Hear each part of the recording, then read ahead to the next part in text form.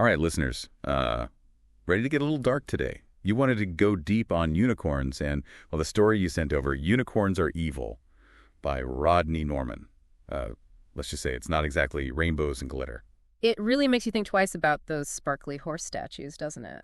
I mean, we tend to think of unicorns as, pure, good, magical. But the story paints a very different picture.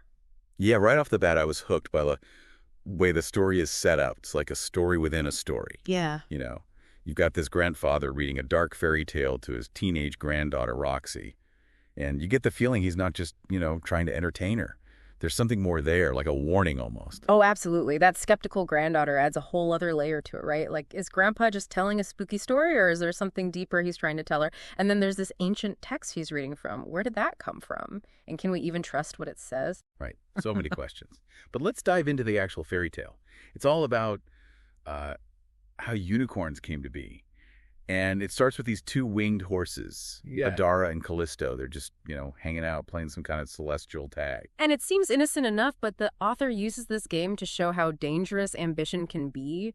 Adara's just got to win no matter what. And that sounds a lot like, how competitive things can get in real life, like in those super intense work environments or on social media where everyone's trying to be the best. Totally. And it's when Adara's feeling desperate that she runs into vanity, like literally the embodiment of vanity hiding in a cave. And this figure convinces her to do something pretty messed up. Pluck feathers from her own wings to make a decoy so she can win. The imagery there is so powerful. The Kate, like a symbol of, Adara falling into darkness and lies. And plucking her own feathers. It's like she's destroying herself just for a shallow victory. And of course, it all blows up in her face. Her trick doesn't just ruin things for her. It turns Callisto, her friend, into the first unicorn. And this isn't just like a, magical makeover. This changes who he is at his core. Yeah, it completely flips what we think about unicorns. They're not born from, purity and grace. It's all about betrayal and rage. Callisto becoming a unicorn, it's not a gift, it's a curse. It twists everything good about him into something awful. And then, hold on, because it gets even weirder. The ancient text says that unicorns don't just kill, they steal their victims' identities. That's just creepy. Think about it. You think you're talking to someone you know, and bam, it's a monster wearing their face. It makes you question everything, doesn't it? Like, are things really what they seem? And it makes you think about how people act in real life, too. Putting on a fake smile for social media or pretending to be someone they're not. Exactly. It's like the author saying, hey, wake up. Things aren't always what they look like. And that's just the beginning. It gets even more intense from here. And then to top it all off, the grandfather turns into a unicorn himself. It's like the author saying that even the people we're closest to could be hiding this, this horrible secret. Yeah, it throws you for a loop, right? Makes you wonder about everything we thought we knew. Like, is the grandfather really changing, or is that some kind of metaphor? And what was his whole deal anyway? It's like one of those movies where you think you've got it all figured out, and then bam, everything you thought you knew is wrong. Oh. But it doesn't end there.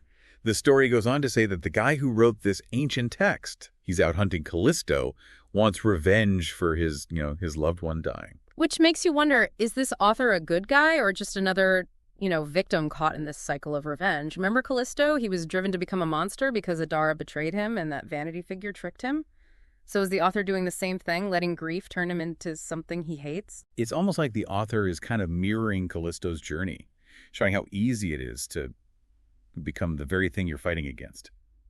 And speaking of mirroring, there's that creepy detail about the author's real life. The story mentions these rumors that he might have done something really awful, something similar to what the unicorns do. Right. That's where the meta-narrative thing comes in. It's like a story about storytelling.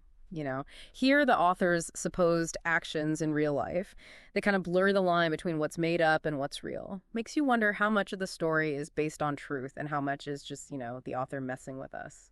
And to make things even more confusing, the story never actually confirms or denies those rumors about the author. It leaves you hanging.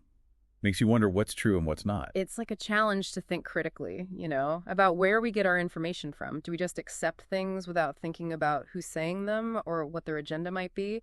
The story reminds us that everything we read or hear, even from people we trust, it's all shaped by their perspective. Which brings us back to Roxy the granddaughter. Remember her. She's like the reader you know. Forced to deal with the possibility that this fairy tale might be more than just a story. What do you think the author's trying to do by telling it this way? I think it's a clever way to pull the reader in. Roxy's skeptical at first, so we are too. But as the story goes on, we get sucked in just like her. Start to wonder if maybe those fantastical things could be real after all. It's like the story is holding up a mirror not just to the characters, but to us too. Are we willing to accept that the world might be a much darker place than we thought? Exactly. And are we brave enough to question our own beliefs, even the ones we've held onto for a long time? That's what this story really makes you think about. So let's get back to the unicorns themselves. What's interesting is who they go after. The story says they specifically prey on people who are pure and innocent. It's like the opposite of how we usually see unicorns, bringing blessings and healing. It's like the story is twisting the idea of purity. Instead of being a good thing, it becomes the weakness. Something that attracts these monsters. Makes you think maybe the author is saying something about how dangerous it is to be naive or to blindly trust things. And then there's that whole thing about them stealing the identities of their victims. It's not just about hiding who they really are. It's about wiping someone out completely and taking their place. It makes you think about identity, how important it is and how easy it could be to lose it. Think about all the identity theft that happens online. People stealing your information and pretending to be you. This story just takes that fear and turns it into something bigger, something almost mythological. It's like the author's playing on our deepest fear of losing not just our lives, but who we are. And then there's that chilling question that sticks with you after you finish the story. If unicorns can disguise themselves so well, how would we ever know if we met one? Now that's a thought that'll keep you up at night. Makes you wonder who you can really trust, what you can believe, and how easy it is to be fooled. Yeah, it really makes you think about all the stuff we just take for granted, doesn't it? I mean, before reading the story, I always pictured unicorns as, these beautiful magical creatures. But now I can't help but see them differently, like there's something dark hiding underneath. That's what makes this story so powerful. It takes something we think we know, something we love even, and flips it completely. Makes us wonder if maybe we've been wrong all along. And it makes you think about all the other stuff we believe in. What other stories, myths, legends maybe have a darker side that we're just not seeing? It's like the story's telling us, hey, don't be so gullible. We need to question everything.